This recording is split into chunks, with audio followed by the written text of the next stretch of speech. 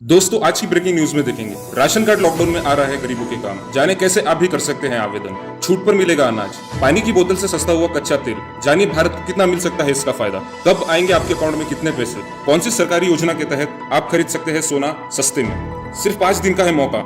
दोस्तों स्वागत है आपका आज की ब्रेकिंग न्यूज में, जहां देश और दुनिया की बेहद बड़ी और महत्वपूर्ण खबरों को इस वीडियो के माध्यम से हम आप तक लाते हैं सबसे पहले। तो चलिए बिना देरी किए शुरू करते हैं। आज की सभी खबर काफी महत्वपूर्ण है, तो हम चाहेंगे कि आप यह वीडियो आखिर तक देखें ताकि आपसे कोई खबर ना छूटे। इन सभी महत्वपूर्ण खबरों से पहले लेते हैं देश और दुनिया में कोरोना की लाइव अपडेट्स। आपको बता दें, भारत में अब तक संक्रमित मरीजों की संख्या बढ़ती जा रही है और यह संख्या 19,000 से ज्यादा हो चुकी है। इनमें 15,000 से अधिक लोगों का इलाज चल रहा है, जबकि 3,000 से ज्यादा मरीज ठीक हो चुके हैं। और आपको बता दें दोस्तों कि 500 से अधिक लोगों की अब तक मृत्यु हो चुकी है। अब बात करते हैं पूरी दुनिया की, तो अब तक के अपडेट के अनुसार दुनिया भर में 25 लाख से अधिक लोग संक्रमित हो चुके हैं। इसके अलावा 1,70,000 से अधिक लोगों की मौत हो चुकी है, जबकि 6.5 लाख से अधिक लोग ठीक हो चुके हैं। दोस्तों जिस प्रकार दुनिया में कोरोना का आतंक जारी है, यह कहना गलत नहीं होगा कि जब तक यह समाचार खत्म हो तब तक इन आंकड़ों में और बढ़ोतरी देखी जा सकती है। इसी के साथ चलते हैं अगली बड़ी खबर की ओर। आइए जानते हैं यूपी में राशन कार्ड बनवाने के लिए कौन सी अहर्ताएं पूरी करना जरूरी है।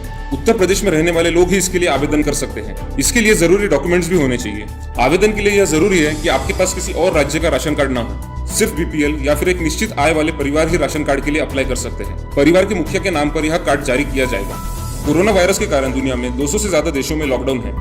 अब तक 1,70,000 से ज्यादा लोग की मौत हो चुकी है। इस वायरस से अब तक 25 लाख से ज्यादा लोग संक्रमित हो चुके हैं। हालांकि इनमें से करीब 6.5 लाख लोग ठीक भी हो चुके हैं। भारत में भी कोरोना वायरस ने अब तक 19,000 से ज्यादा लोगों को संक्रमित कर दिया है, जबकि 600 से ज्यादा लोगों की मौत हो चुकी है। गौरतलब है कि इस वायरस पर नियंत्रण पाने के लिए प्रधानमंत्री नरेंद्र मोदी ने लॉकडाउन को 3 मई तक बढ़ा दिया है। पीएम गरीब कल्याण अन्न योजना के तहत देश के तमाम इलाकों में गरीबों को राशन मिलने लगा है। सार्वजनिक वितरण प्रणाली के तहत सरकार ने देश के 80 करोड़ गरीबों को इस योजना के तहत राशन बांटने का लक्ष्य तय किया है, ताकि कोरोना के लॉकडाउन के बीच कोई भूखा न रहे।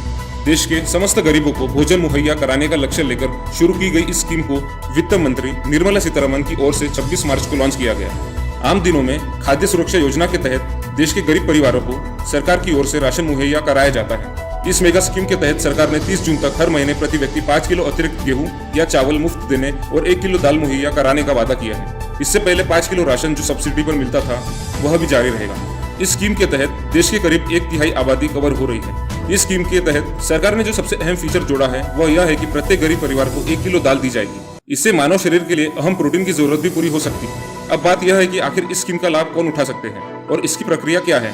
दरअसल कोई एपीएल या बीपीएल कार्ड धारक इस स्कीम के तहत राशन पाने के हकदार होगा, जिन्हें खाद्य सुरक्षा योजना के तहत लाभ मिलता रहेगा। नॉर्थ कोरिया के तानाशाह किम जोंग योंग गंभीर रूप से बीमार हैं और उनकी हालत बेहद नाजुक बताई जा रही है। अमेरिका मीडिया में किम जोंग उन के ब्रेन डेड होने की अटकलें तेजी से वायरल हो रही है। मंगलवार को एक मीडिया रिपोर्ट में कहा गया कि अमेरिका की खुफिया जानकारी से पता चला है कि उत्तर कोरिया नेता किम जोंग सर्जरी के बाद गंभीर खतरे से गुजर रहे हैं। बताया जा रहा है कि उनको कार्डियोवास्कुलर की वजह से इलाज चल रहा है। रिपोर्ट्स के मुताबिक किम जोंग की सर्जरी की गई है, मगर इसके बाद उनकी हालत और भी ज्यादा बिगड़ गई है। किम जोंग को लेकर अटकलें और तेज उस वक्त से हो गई जब वह देश की स्थापना दिवस और अपने स्वर्गीय दादा के 108वें जन्मदिन पर होने वाले कार्यक्रम में भी 15 अप्रैल को दिखाई नहीं दी। रिपोर्ट्स में कहा जा रहा है कि तानाशाह किम जोंग की तबीयत बीते कुछ महीनों में ज्यादा खराब हुई है। इसकी वजह बहुत ज्यादा स्मोकिंग, मोटापे की बीमारी और ज्यादा काम है। CNN के मुताबिक नॉर्थ कोरिया की मीडिया में अब तक किम जोंग की तबीयत को लेकर अब तक कुछ भी प्रकाशित नहीं किया गया। इसकी वजह यह है कि वहां की मीडिया पूरी तरह सरकार के नियंत्रण में है। बताया जा रहा है कि किम जोंग को आखिरी बार सार्वजनिक तौर पर 11 अप्रैल को देखा गया, जिसमें उन्होंने एक बैठक की अध्यक्षता की और कोरोना वायरस को लेकर सख्त जांच के आदेश दिए। इतना ही नहीं, वह 14 अप्रैल को मिसाइल के परीक्षण के कार्यक्रम में भी मौजूद नहीं थे। बता दें कि अपने पिता किम जोंग इल के 2011 के आखिर में मृत्यु हो जाने के बाद किम जोंग उन उत्तर कोरिया की सत्ता पर काबिज हुए थे। सरकार ने सस्ती दरों पर सोना खरीदने का मौका दिया है। निवेशक सॉवरेन गोल्ड बॉन्ड योजना के तहत बाजार मूल्य से काफी सस्ते भाव में सोना ले सकते हैं और आज इसका पहला दिन है। इसलिए अगर आप इस योजना का लाभ उठाना चाहते हैं तो देर न करें। इसकी बिक्री पर होने वाले लाभ पर आयकर नियमों के तहत छूट मिलेगी। आइए जानते हैं इस योजना के बारे में। योजना के तहत निवेश करने की अवधि 20 अप्रैल 2020 से शुरू हो गई है और 24 अप्रैल 2020 तक इसका आखिरी दिन होगा। योजना के तहत सरकार ऐसे निवेशकों को जो इस बॉन्ड में इन्वेस्ट करना चाहते हैं 50 रुपए प्रति ग्राम की अतिरिक्त छूट देगी। गोल्ड बॉन्ड अब बैंकों, डाकघरों BSE के अलावा stock holding corporation of India limited के जरिए भी खरीद सकते हैं। आइए जानते हैं इसके तहत आपको आयकर छूट कैसे मिलेगी। सॉवरेन गोल्ड बॉन्ड स्कीम के निवेशकों को एक वित्तीय वर्ष में अधिकतम 500 ग्राम सोने के बॉन्ड खरीदने की अनुमति है। वही न्यूनतम निवेश 1 ग्राम का होना चाहिए। सरकार ने बजट में सोने के आयात पर शुल्क 10% से बढ़ाकर 12.5% कर दिया। तो दोस्तों, इसी के साथ चलते हैं अगली बड़ी खबर की ओर।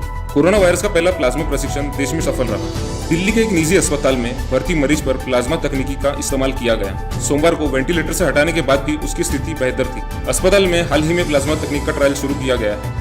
इसमें कोरोना से ठीक हो चुके लोगों का प्लाज्मा संक्रमित व्यक्ति पर चढ़ाया जाता है। देश में कोरोना संक्रमितों की संख्या 19,000 की पार पहुंच चुकी है। भारत अन्य देश के मुकाबले कोरोना से लड़ाई में काफी बेहतर है और ऐसा संभव सुपर एक्टिव मोदी के महामंत्र और उनके सुपर फास्ट फैसलों से हो पाया है। देश 3 मई तक लॉकडाउन में है, लेकिन 3 मई के बाद का प्लान क्या होगा?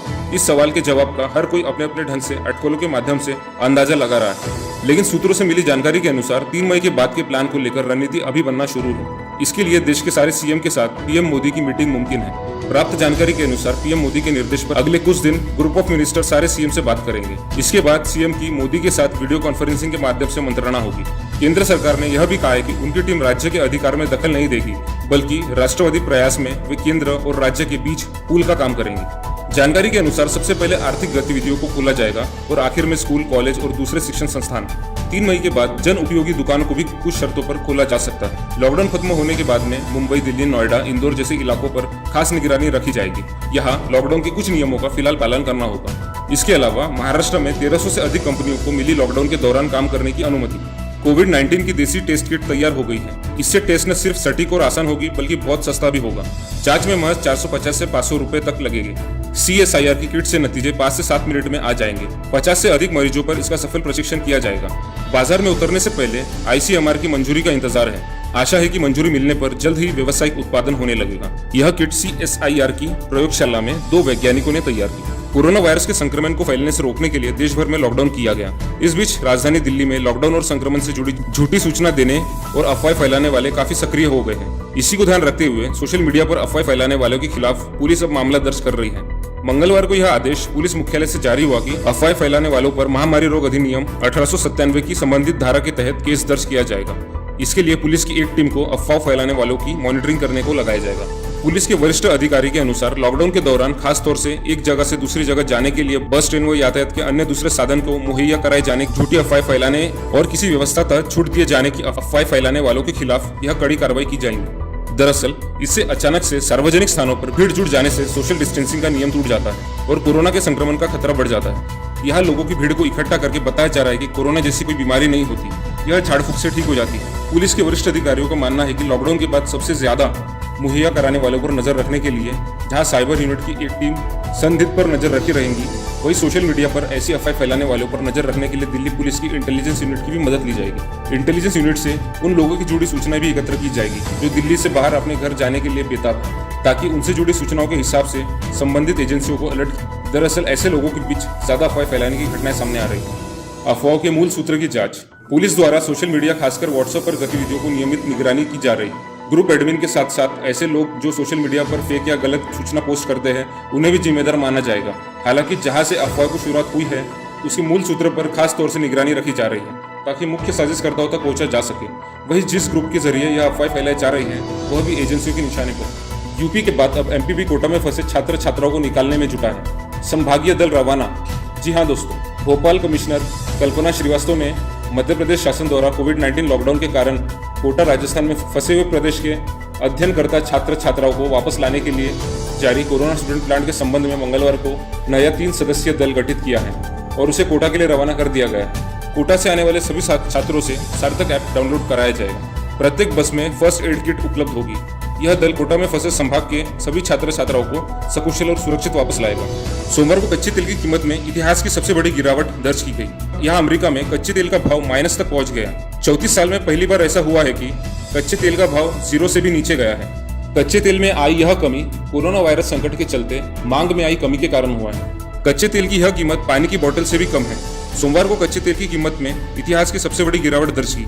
अमेरिकी वेस्ट टेक्सास इंटरमीडिएट क्रूड का रेट $37.63 प्रति बैरल तक पहुंच गए। इसके अलावा ईएसआई योगदान जमा करने की समय सीमा बढ़ाने के कारण को लेकर श्रम मंत्रालय ने एक बयान में यह भी कहा कि कोई प्रतिष्ठान अस्थायी रूप से बंद है और कोविड-19 संकट की वजह से लागू पाबंदियों के चलते श्रमिक काम करने में असमर्थ है। वहीं मध्य प्रदेश श्रम विभाग के अधिकारी हरीश महदले ने ईएसआईसी लाभार्थियों को मिलने वाले अन्य उपाय के बारे में बताया। ईएसआई अंशदान दाखिल करने की व्यवस्थित अवधि के दौरान प्रतिष्ठानों पर कोई जुर्माना या ब्याज नहीं लगाया जाएगा। तो दोस्तों, यह थी आज की ब्रेकिंग न्यूज। उम्मीद करते हैं कि आपको काफी कुछ महत्वपूर्ण जानकारी इस वीडियो से प्राप्त हुई होगी। अगर आप चाहते हैं कि हम इसी तरह की खबरें आप तक रोजाना लेकर आएं, तो फटाफट इस चैनल को सब्सक्राइब और लाइक कर दीजिए और अपने दोस्तों के साथ शेयर भी कर दीजिए, ताकि इन महत्वपूर्ण खबरों से आपके दोस्त और परिजन भी परिचित हो सके। जय हिंद।